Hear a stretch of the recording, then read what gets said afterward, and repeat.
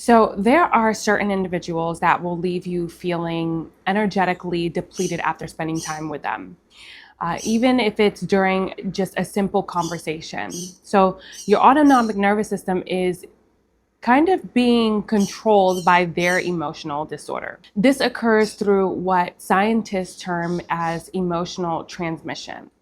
When someone operates in states of worry or overwhelm or instability, their autonomic system transmits these patterns through subtle facial cues, speech rhythms, and what they call bioelectromagnetic radiation. So your system is instinctively matching their condition to basically preserve that social bond. And this has to do with mirror neurons.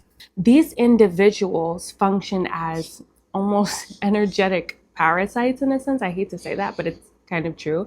They never mastered internal balance, so they subconsciously draw upon others' regulated states to achieve stability. So in your presence, your autonomic system is actually doing whatever it can to offset their imbalance.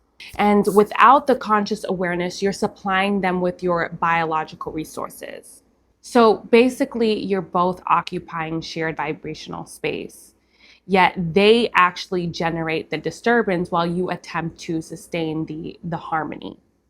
Now, your autonomic system will actually synchronize with whichever person carries the most intense emotional signature, unless you've actually conditioned it to preserve its own resonance.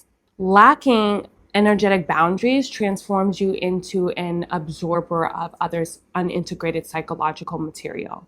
So this is their trauma, all of this stuff that is being held within the nervous system. This pattern particularly affects empathetic individuals or those raised in unstable environments. Your autonomic system developed the capacity to track and stabilize others' emotional states as a protective mechanism. So currently, you are assuming the responsibility for everyone's psychological regulation without the conscious choice. Now, the really interesting and fascinating aspect is how this happens at the cellular level. So mirror neurons in your brain automatically fire when observing others' emotional expressions. These neurons evolve to help us actually understand and connect with other humans, but they also make us vulnerable to basically emotional hijacking.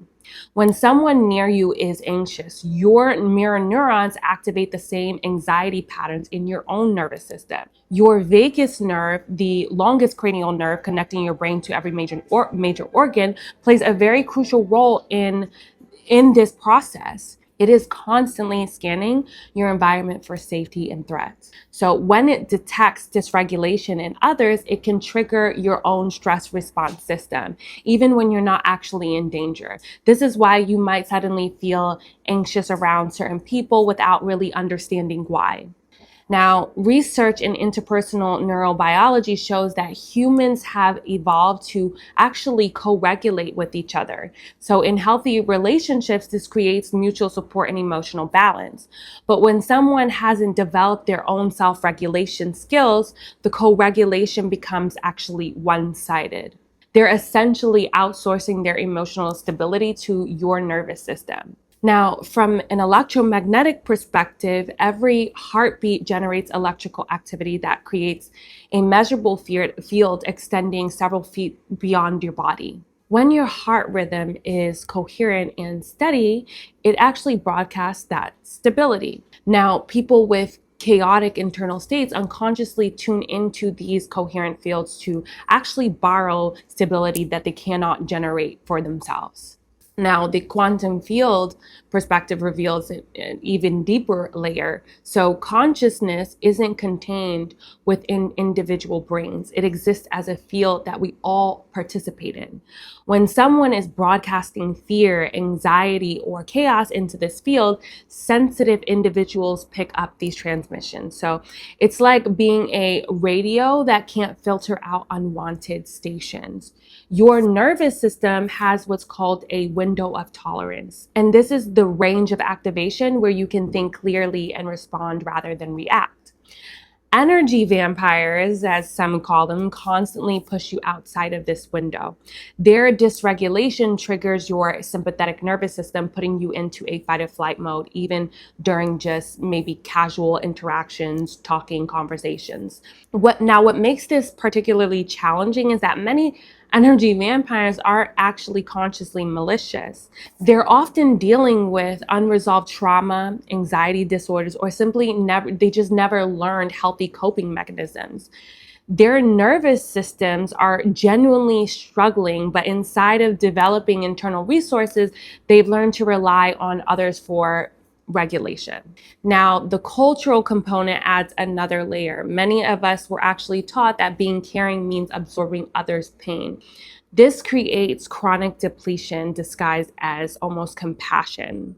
So in neurosomatic breathwork, it directly addresses these patterns by training your autonomic system to sustain its own balanced frequency regardless of the external emotional environments. These specific breathing techniques, they literally wire your nervous system's default responses to others' dysregulation. So during the breathwork session, you practice maintaining coherent states while processing challenging emotions. This ends up building what I call energetic immunity. So the ability to stay centered in your own field while remaining open-hearted towards others. So you're not building walls, you're developing discernment about which energies serve you. Now, the breathwork process works with your vagus nerve to increase what's called the vagal tone, which is your nervous system's resilience and its flexibility. Higher vagal tone means you encounter emotional chaos without automatically matching it. You maintain your center while still being able to offer genuine support. Now, this principle actually applies to all relationships. When you maintain your energetic sovereignty, you become a stabilizing presence rather than another dysregulated participant. People will often feel calmer around you because your nervous system is broadcasting coherence instead of chaos. So the deeper work involves recognizing that you're not responsible for managing other people's emotional states. This can sometimes feel challenging, especially if you've been conditioned to believe that love means taking on others' pains. But energetic boundaries are actually more loving because they allow for more authentic connections rather than dysfunction.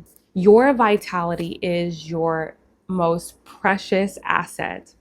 Protecting it is not selfish. It's actually essential for your well-being, and it actually enables you to be genuinely helpful to others. When you are energetically depleted, you literally have nothing authentic to offer to anyone.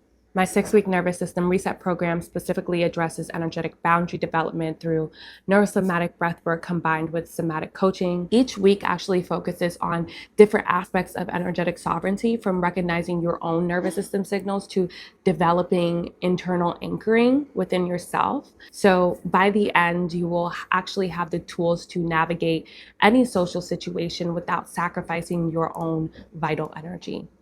So if you're interested, message me or check the link below.